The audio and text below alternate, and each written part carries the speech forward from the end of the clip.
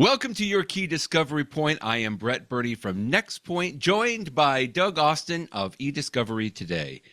Earlier this week, Doug, you covered a kind of an interesting case, maybe a little bit more on the eDiscovery technicalities, but really, I think some of the takeaways here is the case just sort of highlights the importance of understanding some critical pieces of the data processing stage when it comes to eDiscovery, especially maybe even when it comes to emails. But, a few other nuances in this case that also makes it interesting. Yeah, absolutely, Brett. And one of the things I find interesting about this case is, you and I, having done eDiscovery for years, know some of the nuances you have to deal with, and this case really illustrates it. And basically, the point of contention or confusion on the point of the pro se plaintiff was that he wanted an independent forensic data expert to analyze the emails that the defendant had produced because the time stamp was different than the time stamp of the emails as he had them, and he didn't understand why.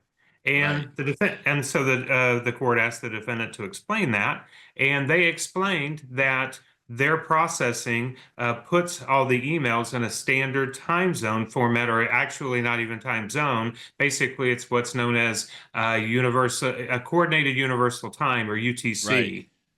Which is basically, some people think it's Greenwich Mean Time. That's actually a time zone. This is the same kind of time, but it's actually used as a legal standard for date processing. And it's important to know that because of that standardization, when you're dealing with emails that could be across several different time zones, it could affect things like date searching and things like that. But it's one of the things that's pretty standard in our industry, and the defendant had done that. So they explained that, and the plaintiff just refused to accept the explanation. And said, "I'm sorry, I still don't trust this."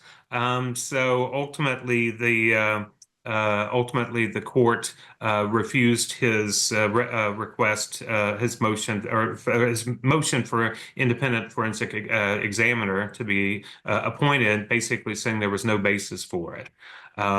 This case also involved a plaintiff, a pro se plaintiff, who, let's just say, was difficult to deal with by both opposing counsel and by the court. He, among the things he did was, he even accused the presiding district judge of misconduct. He's very argumentative with the other side, and the defendant actually requested sanctions, about over $12,000 in sanctions, and the judge did actually sanction the pro se plaintiff only $1,000. We'll see if that has an impact. But this is kind of one of those cases, and as I mentioned to you before we started, we'll be covering next week on the EDRM webinar. And there are certain cases where our famous panelist, the Honorable Andrew J. Peck, Judge Peck, who everybody in the eDiscovery circles knows, and has been on our monthly webinars for close to 5 years now. This is one of those that he calls a Rule 1.1 case, and his Rule 1.1, which is not in the rule books, as he'll say, is don't piss off the judge. And this is one of those cases where I think the plaintiff his actions probably are at the point where he's violating Rule 1.1. So I will be interested to get his take on this case next week.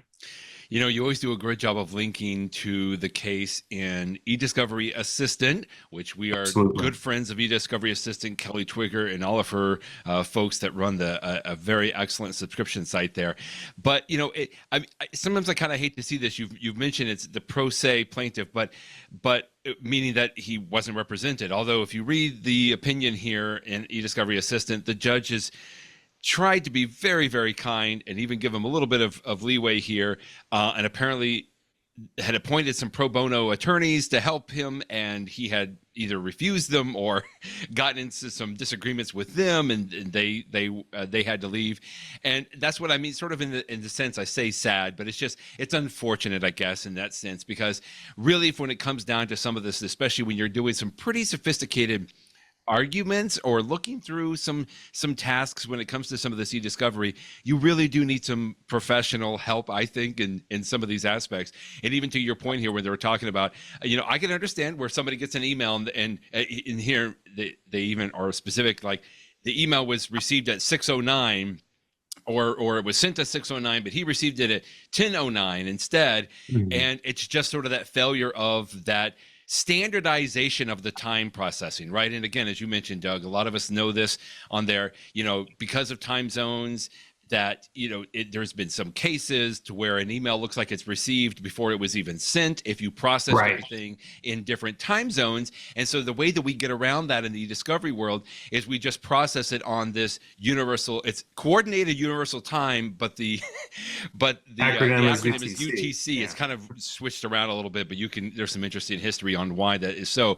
But we process everything, and that's so that everything is sent and received at the time that it was supposed to, except that, of course, your actual computer or the computer where you receive it at, will typically show you, like your Outlook or your Google Mail will show you the time zone in which you receive it. It's really confusing. I mean, even just there is a little weird how I'm having to explain it, but many of us, come to know and understand that. And if you don't have some of that background, unfortunately, sometimes, it's easy to get twisted around and confused on some of that. But anyway, it's a good thing to highlight here that, you at least need to have somebody that can understand that for you. And it sounds like Costco, who was the defendant here, did a very good job. Obviously, I'm sure they used a very high-end e-discovery processing company, and that's just the way that we typically do it. And they were able to show some information that they did it correctly, whereas the plaintiff, unfortunately, was trying to be a little more belligerent in explaining some of that, or at least trying to fight for that. Unfortunately. Sure. Yeah. I mean, and I can understand why the plaintiff was initially confused, but once it was explained, he just refused to accept the explanation. But absolutely, you make a great point. I mean, when we have emails, the email that I send to somebody, 2 time zones away, they're going to see it in their Outlook in their time zone. So that's why, I mean, it's not just e-discovery platforms that are standardizing the time. It's basically email platforms as well. So this is one of those nuances that e-discovery professionals take for granted that other people don't realize is a consideration when it comes to e-discovery processing and searching, production, the whole 9 yards. Very important to have a good understanding and a competent understanding of e-discovery processing. We've got a great blog post from just a few months ago, I want to say, the tactical e-discovery data processing workflow that streamlines document review. That's a little bit of a mouthful of a title there, but it's good because we go through and talk about some of these things about normalizing the data. That's sort of the term that we talk about, from not just, email attachments and emails together, but also making sure that we normalize the time zones on some of that and a few more things in there. And that's important. Again, I wouldn't necessarily throw this out to a pro se plaintiff or somebody that may not be familiar with all the ins and outs of e-discovery, but it's a good way to remind folks nonetheless. And of course, always make sure you go and visit eDiscovery today. Doug, we always appreciate you being on. Thank you. And your key discovery point today, timing is mostly everything when it comes to e-discovery. Thanks for joining us, everyone. All right. Thanks, everybody.